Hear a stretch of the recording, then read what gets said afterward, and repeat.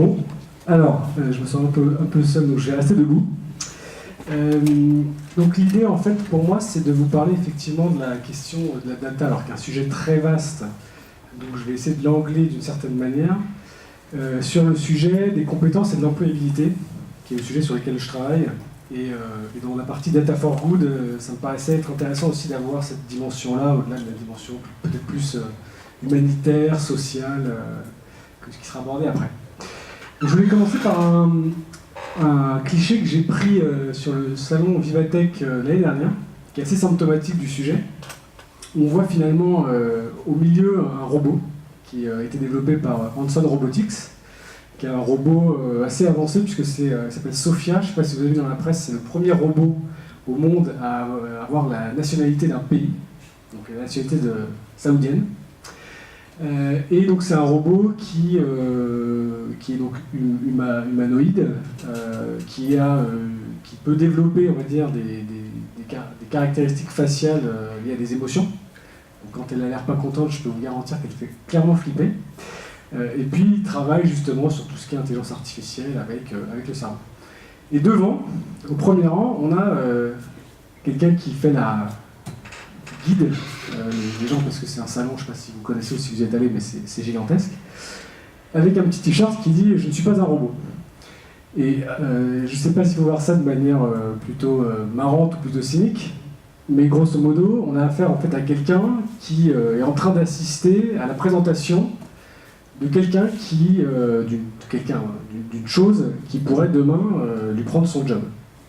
Bon, là, je pense que c'est un job temporaire, mais la question qui se pose derrière cette photo, c'est est-ce que ce robot-là, est-ce que cette personne au milieu peut demain prendre mon job ? Et forcément, ça ramène la question de la donnée, c'est-à-dire qu'est-ce qui fait qu'on se pose la question ? C'est parce qu'aujourd'hui, avec tout ce qui est traitement de la donnée, intelligence artificielle, etc., ben on est capable justement de traiter des volumes de données qui tendent à aller vers ce que les humains savent faire. Donc la question se pose, je ne sais pas si vous la posez, mais c'est un enjeu en tous les cas des organisations aujourd'hui, de se dire comment je traite les données sans avoir forcément le pendant autour des compétences. C'est quelque chose qui émerge seulement, alors que la question de big data, pour reprendre un mot à la mode, date quand même de quelques années déjà. Donc derrière cette question, aujourd'hui, sur cette problématique, on a vraiment deux approches, on va dire. L'approche très pessimiste, qui est de dire les robots vont nous envahir, vont prendre notre job, destruction massive d'emplois. Et puis une version peut-être un peu plus optimiste, qui est de dire finalement on va s'associer à la machine et on va créer des jobs qui n'existent pas. Voilà. En tous les cas, aujourd'hui ce qu'on sait, c'est qu'on ne sait pas, puisqu'il y a énormément de rapports qui sont sortis, et qu'on va dire que l'une des seules données qui est communément partagée, c'est de dire qu'il y a à peu près 10% des jobs actuels qui vont vraiment disparaître, et 50% des jobs actuels qui vont, on va dire, évoluer en profondeur, liés à l'arrivée de l'automatisation et de la machine. Il y a pas mal d'études qui justement essayent de jauger les types de métiers qui sont impactés, et qui essayent d'estimer, en fonction justement d'un degré d'automatisation d'une tâche et des aspects routiniers de la tâche, de voir finalement quelle est la proportion des métiers qui vont être fortement impactés, voire disparaître. Et ce qui est intéressant, c'est qu'il y a des métiers, on va dire, col bleu, donc des métiers, on va dire, qui aujourd'hui, on va dire, naturellement semblent plus propices à la disparition, mais aussi beaucoup de métiers, on va dire, plus col blanc, qui commencent aussi à être impactés par ces questions-là. Je vous invite à faire des tests, puisque ce qui est intéressant, c'est que des chercheurs ont développé des algorithmes qui permettent d'évaluer son degré de disruption, d'automatisation de son job en fonction du métier qu'on fait et des activités qu'on réalise. Donc il y a une énorme base de données, je vous enverrai le lien sur le site du Financial Times, c'est un travail qui a été mené avec le MIT et McKinsey. Et donc vous remplissez en disant voilà, mon boulot c'est ça, et voilà ce que je fais au quotidien, et il vous dit le nombre d'activités qui vont être automatisées, et la proportion finalement de votre job qui risque demain d'être fait par des machines. Donc c'est assez intéressant, et ça peut peut-être vous amener à prendre le sujet à bras-le-corps. Je reviens juste sur cette matrice pour montrer qu'effectivement, ce sujet-là, ça fait à peine quelques années qu'il y a vraiment des études très poussées qui sont faites avec une difficulté majeure qui est l'anticipation et finalement l'incapacité à évaluer précisément la façon dont ça va évoluer, malgré justement un volume de données qui existe, mais qui est aujourd'hui très mal traité. Donc finalement, derrière cette question-là, on se rend compte qu'il y a vraiment la question de l'emploi et des compétences qui est au cœur, et c'est un problème vraiment global et de société, puisqu'il y a d'autres études, je ne vous ai pas fait un étalage de slides, mais il y a d'autres études qui montrent que, on va dire, à échéance de 10 ans, tous les pays du monde, on va dire, développés, seront pénuries de main-d'œuvre, et pour certains pays de manière extrêmement flagrante. Donc c'est vraiment un problème que les organisations commencent à traiter. Quand je dis organisation, aujourd'hui c'est un point qui est traité à 3 niveaux, et là je vais revenir à la question aussi de la façon dont les data... Ouais. L'inverse sur la zapper si tu veux. Ok. Je lasererai, peut-être. Le premier acteur en fait, qui a pris le sujet, c'est l'État, qui s'est rendu compte qu'il y avait un problème à venir, puisque lui, forcément, derrière, c'est les chiffres du chômage qui regardent et tous les problèmes de compétitivité. Et donc, il y a des projets qui se sont lancés, on va dire, au niveau de l'État, et certains qui sont, on va dire, en lien direct avec des branches d'activité. Donc, je vais vous faire un petit zoom sur un projet sur lequel je travaille en ce moment, qui est assez aussi intéressant parce qu'il montre bien les difficultés auxquelles sont confrontés ces acteurs. Donc, je prends ceux du haut, là. Où on a finalement des organisations patronales, des organisations syndicales, des OPCA, donc c'est toute la partie formation professionnelle, et puis le ministère du Travail avec la Direction Générale pour l'Emploi et la Formation Professionnelle, la DGEFP, qui ont lancé un projet où finalement ils se sont associés à des branches d'activité pour voir de quelle manière ils pouvaient utiliser les données pour anticiper l'évolution des métiers et donc, in fine, l'évolution des formations qui seraient nécessaires. Ce qui est important là-dedans, c'est que, enfin, je ne sais pas où vous travaillez et avec qui vous travaillez, mais on a sur Paris ou en région parisienne souvent une vision qui est un peu grande entreprise centrique. Et derrière, en fait, ce type de projet, on se rend compte que vraiment ça adresse le tissu économique des PME, TPE et ETI, qui, pour le coup, elles, sont assez peu conscientes de ce qui se passe, dans la majorité des cas, et n'ont pas du tout les outils finalement pour traiter ce problème. Donc le projet il consiste en fait en deux choses, c'est de dire de quelle manière les données de recrutement des petites et moyennes entreprises aujourd'hui, sur une filière qui est donc aujourd'hui tout ce qui est les métiers de la mode et du textile, de quelle manière est-ce qu'on peut utiliser les données pour anticiper la façon dont évoluent les métiers et les compétences donc, dont il y aura besoin de demain. Et donc ils ont lancé un projet qui consiste à créer un outil digital dans lequel les TPE et les PME vont venir rentrer les fiches de poste dont ils ont besoin. Donc finalement, je vais embaucher quel type de profil, je vais répercuter et rapatrier un référentiel métier qui est plutôt au niveau de la branche, c'est-à-dire qu'est-ce qu'on attend d'un métier de tisseur par exemple. Je vais le customiser parce que mon entreprise elle a des besoins spécifiques, et à la fin, ça va me créer une fiche de poste dans laquelle je vais pouvoir évaluer à la maille de l'individu la façon dont il dispose ou pas des compétences dont moi j'ai besoin. L'idée derrière, pour l'État et les branches, c'est de dire plus les entreprises vont utiliser cet outil, par exemple, plus on va être en mesure de voir comment il faut varier les compétences. Donc, par exemple, ajouter des compétences peut-être digitales, commerciales, logistiques à des profils qui n'en ont pas, pour se dire, tiens, ce métier-là, il évolue de cette manière-là, donc c'est intéressant peut-être de commencer à proposer des parcours de formation qui intègrent, dans le cadre d'un métier, d'autres types de compétences. Derrière ce sujet, au-delà du développement de la solution, ils ont souhaité faire appel justement à une entreprise de data science pour traiter les données de manière prédictive. C'est un des grands enjeux de l'État, c'est de dire, moi il faut que j'ai une vision prédictive de la façon dont évoluent les métiers et les compétences sur des filières, encore une fois, qui sont assez peu outillées, ou en tout cas peu représentées par des grands groupes qui finalement ne sont pas représentatifs de diversité d'entreprises derrière. Et aujourd'hui, ce qui est intéressant de voir dans ce projet, c'est qu'on touche à un sujet qui concerne le deuxième type d'acteurs que je vais aborder, qui est les entreprises, on va dire, plus classiques, qui est la question des référentiels. C'est-à-dire qu'aujourd'hui, enfin, tous ceux qui travaillent dans la data le savent sans doute très bien, le problème d'une donnée, c'est que si elle n'est pas fiable, et qu'elle n'est pas propre, et qu'elle n'est pas, on va dire, standardisée selon un certain type de nomenclature qui permet de la traiter, de la comparer, de l'évaluer, etc., ben, en fait, c'est un peu le bazar. Et aujourd'hui, le problème qu'ils ont, c'est qu'ils ont des référentiels de métiers qui ne sont pas standardisés, pas partagés, et qui sont incapables d'harmoniser au niveau ne serait-ce que d'une branche les référentiels, sachant qu'ils veulent créer un outil qui potentiellement s'appliquera à plusieurs branches. Donc là, on voit déjà que sur cette question, et ce sera vraiment, à mon avis, pour moi, le sujet qu'il faut avoir en tête, c'est que sur le sujet de la data liée, alors pas à l'emploi au sens job board, où finalement je fais du matching entre quelqu'un qui cherche ça et quelqu'un qui a ce type de fonction, et sur vraiment la question des compétences, aujourd'hui, il y a un espèce de trou béant qui est lié à l'absence de référentiels et d'outils qui permettent de les traiter.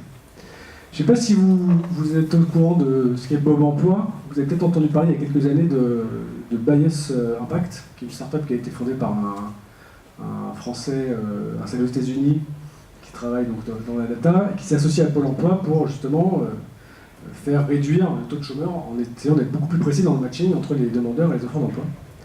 Et là, de la même manière, c'est un projet qui est un peu pas en souffrance, mais en fait qui est un peu à l'arrêt, parce que on a encore une fois ce problème de données, de référentiels. Et typiquement là-dessus, une des difficultés, c'est qui est vraiment problématique sur ce sujet, parce que c'est un sujet vraiment stratégique, c'est que Pôle emploi est extrêmement peu outillé et disposé à ouvrir et partager ces données, donc ce qui pose forcément un problème. Il y a un troisième acteur que je voulais juste citer parce que c'est Etalab. Etalab, c'est un peu le bras armé sur la big data de l'État. Et de la même manière, quand on regarde les projets sur lesquels ils travaillent, il n'y a aucun projet aujourd'hui sur la partie développement des compétences et de l'employabilité. Donc sur le premier niveau, on va dire que je voulais traiter, qui est le niveau vraiment de l'État et des branches d'activité, ils lancent des projets. Celui dont je vous ai parlé au début sur lequel je travaille, c'est le premier projet qui concerne l'État et les branches. Et aujourd'hui, c'est un projet qui est vraiment extrêmement compliqué à mener, parce qu'il faut faire s'entendre une multitude d'acteurs qui ont tous des enjeux très différents. Après, il y a un deuxième niveau qui est le niveau de l'entreprise. C'est-à-dire quand l'entreprise a considéré que l'État ne pouvait rien faire pour elle, elle se prend par la main et elle se dit, bon, moi, comment je gère à mon niveau l'évolution de mes métiers et de mes compétences? Aujourd'hui, une des difficultés pour les entreprises, c'est, de la même manière, je pense que ça sera admis par la plupart d'entre vous. Je ne sais pas comment sont évaluées vos compétences et les compétences des gens dans votre entreprise. Moi qui en suis à ma 4e et qui bosse en tant que consultant, donc j'en ai vu un certain nombre, je veux dire, c'est pareil, c'est le néant. Il n'y a rien dans les entreprises aujourd'hui de structuré qui permet de savoir qui sait faire quoi dans la boîte pour répondre à un besoin. Donc les entreprises aujourd'hui, elles sont en premier sujet sur cette thématique, c'est déjà de savoir qui sait faire quoi dans ma boîte. Et aujourd'hui, les référentiels sur lesquels on travaille quand on va dans des entreprises qui ont pourtant de l'argent et une certaine maturité, c'est des trucs inexploitables, c'est des données qui sont dans des Excel, dans des PowerPoint, dans des Word, et finalement qui ne sont pas utilisées. Donc aujourd'hui, les entreprises, déjà, elles ne savent pas ce que les gars chez elles savent faire. Alors, il y a des startups qui se sont mis sur ce créneau et qui ont développé des outils, j'en ai mis 3 ici, qui permettent en fait à des collaborateurs de s'auto-évaluer en disant, voilà, moi j'ai un métier, j'ai tout un tas de compétences et de facteurs de motivation qu'on me propose, et je m'évalue en disant, voilà, je me considère bon, pas bon, etc.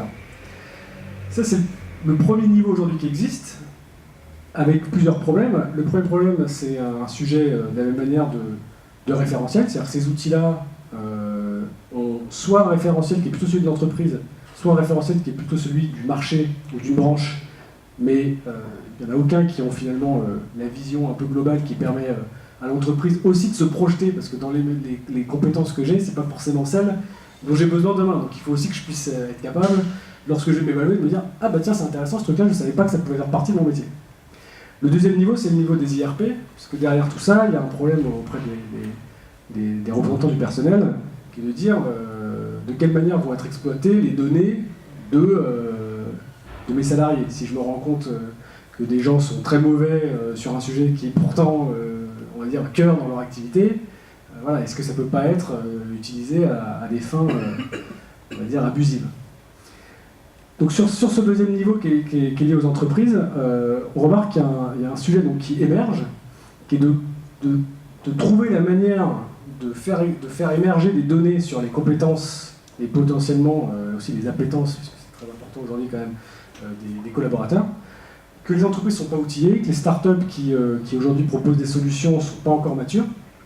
Et donc ça fait que, de la même manière que pour l'acteur d'avant, que pour l'État, mais à un niveau un peu moindre, les entreprises ont aujourd'hui beaucoup de mal à se projeter dans la façon dont vont évoluer leur métier et leurs compétences. Et puis il y a le troisième niveau.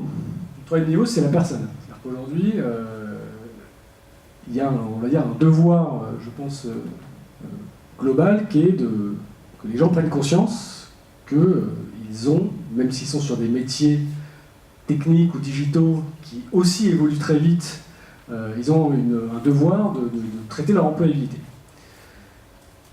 Il y a des études internationales qui ont regardé ce sujet et qui ont fait émerger des compétences. Donc là, on les a, on va dire, regroupées selon une catégorisation qui peut être discutée. Il y en a une qui est clairement liée à la question de la donnée.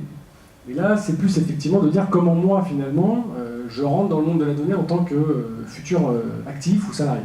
C'est ce qu'on appelle la pensée computationnelle. Alors, c'est pas très joli. Mais en tous les cas, c'est intéressant aussi de voir comment on peut utiliser cette donnée si l'entreprise et l'État ne sont pas en mesure aujourd'hui de nous aider, de nous faciliter, on va dire, nos parcours de carrière, parce qu'ils n'ont pas les données dont moi j'aurais besoin en tant que salarié. Je peux quand même utiliser pas mal d'éléments pour les mettre à mon avantage. Le premier, c'est la donnée pour moi. C'est-à-dire qu'effectivement, aujourd'hui, sur les réseaux sociaux professionnels, je suis capable de valoriser ce que j'ai envie de valoriser. Et donc, il y a de plus en plus de gens qui se mettent à accompagner ou à réfléchir sur tout ce qui est, on va dire, social selling ou personal branding, qui est finalement comment moi je me vends et quelles sont les données que je mets à disposition des recruteurs et du marché. Et puis il y a le deuxième niveau, qui est le niveau les données dont j'ai besoin pour faire mon boulot. Et là-dedans, de la même manière, il faut se rendre compte, en fait, et c'est intéressant parce qu'il y a plusieurs études aussi qui montrent qu'aujourd'hui on a une vision de la donnée qui est très technocentrée, une vision très mathématique, très statistique, alors qu'en fait il y a beaucoup de métiers de savoir-faire associés à la donnée qui sont en train de se structurer dans les entreprises. Les métiers liés au juridique et à la protection des données, puisqu'il y a la RGPD, sur la réglementation sur les données personnelles qui arrive cette année. Il y a également beaucoup de sujets autour de la dimension business, puisque un des enjeux derrière finalement le boulot par exemple de data scientist, c'est aussi de trouver le bon équilibre entre des besoins métiers qui sont de dire il faut que j'ai beaucoup de données à un niveau qui m'intéresse, mais souvent il y en a assez peu, plus je monte finalement en finesse, et puis les besoins techniques qui sont de dire moi j'ai besoin de beaucoup de données pour faire travailler l'algorithme. Donc cet équilibre-là il nécessite à la fois d'avoir des compétences techniques, mais aussi d'avoir une bonne vision du business de l'entreprise. Et puis il y a des dimensions aussi un peu exploratoires, puisque l'un des enjeux de ce raisonnement basé sur la donnée, c'est de comprendre aussi qu'on est sur vraiment du test and learn, c'est un métier presque de recherche. Et ce qui est intéressant, c'est de voir que par exemple les data scientists travaillent aussi en faisant du benchmark par rapport à l'humain, en disant est-ce que la donnée permet de faire mieux que l'humain. Et il y a eu des essais faits sur des robots pour plier les serviettes. Et il leur faut 6 heures, donc sur des tâches très basiques, on n'est pas encore trop menacé. Donc, je voulais juste finir avec une petite citation de Edward Deming, qui dit que sans utilisation de la donnée, en fait, on est juste une personne lambda avec une opinion. Donc ce qu'il faut retenir pour moi derrière ça, c'est deux choses. C'est un, comme je vous disais, si vous êtes sur des métiers de la data, sur la question de l'emploi ou de l'employabilité, c'est des choses qui vous intéressent. Il y a beaucoup de choses à faire parce que le sujet n'est pas mature et pas structuré. Et à titre vraiment individuel, pour sa propre employabilité, il faut, je pense, rentrer dans le monde de la donnée en essayant de ne pas y aller avec des préjugés justement trop techniques ou trop matheux, et comprendre finalement l'intérêt que ça a pour son développement personnel. Voilà ce que je voulais partager avec vous ce soir. Donc, merci de votre attention. Je ne sais pas si vous avez des questions ou des remarques. Je suis à votre disposition.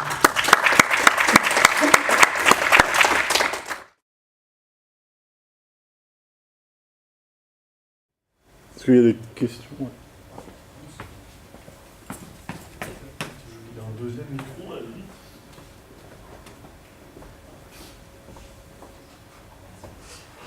Je sais pas si... donc là, vous avez parlé de trois piliers, donc l'État, les entreprises, les personnes. Vous n'avez pas parlé des centres de formation, ceux qui travaillent sur les compétences de chacun. Ils jouent aucun rôle, ils font, enfin, il y a des actions entreprises dans cette direction-là, ou par les centres de formation, il n'y a absolument rien pour l'instant. Alors, à ma connaissance, mais, pour moi, ils sont inclus ici. C'est-à-dire que, par exemple, Opcalia, il y a son pendant qui est la partie... il travaille aussi sur les problématiques justement des CFA, les centres de formation, etc. Ils sont plutôt en attente de projets qui leur permettent d'avoir ces visions-là, que acteurs eux-mêmes. Un des enjeux qu'ils ont, et moi je l'ai vu justement chez Setopka, c'est que de la même manière, ils ont pris conscience seulement maintenant que la façon dont ils travaillaient ne permettait pas d'avoir des données quand ils en avaient besoin qui étaient exploitables. Et je pense que les CFA majoritairement sont dans le même cas. C'est-à-dire, ils traitent ça de manière très artisanale. Et le jour où ils se disent, en fait j'ai plein de données, tiens, je vais la récupérer, et en fait ça prend des lustres, et quand ils voient la donnée qu'ils ont, on dit on peut rien en faire. Tout est déstructuré, rien n'est propre. Donc oui, il y a un rôle, mais à mon avis plutôt justement en tant que bénéficiaire de projets, pour dire maintenant que j'ai les infos, je sais quel type de formation je peux proposer parce que j'ai une vision de l'évolution des compétences dans certains types de métiers. Ça répond à... Oui.